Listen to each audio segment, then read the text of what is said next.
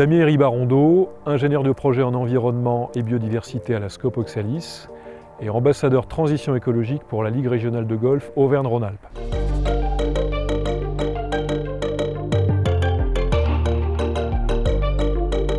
J'accompagne la Ligue Auvergne-Rhône-Alpes sur les questions de biodiversité, en particulier sur la labellisation des clubs dans le cadre du label copiloté par la Fédération française de golf et Muséum d'histoire naturelle. Le label Golf pour la biodiversité est arrivé fin 2018, début 2019.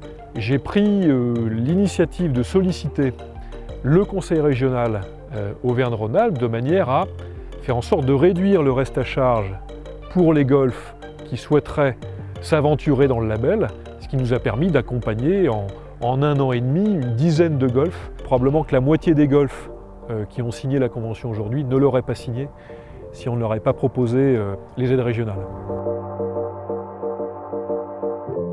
Quand je travaillais dans le milieu associatif, plutôt militant, on considérait que les golfs n'étaient pas des partenaires fréquentables, pour être clair.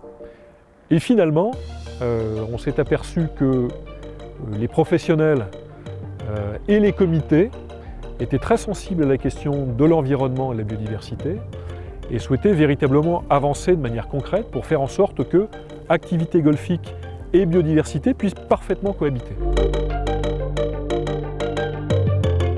Ce qui motive tout ça au fond de moi, je pense que c'est déjà énormément de très bons souvenirs passés en pleine nature.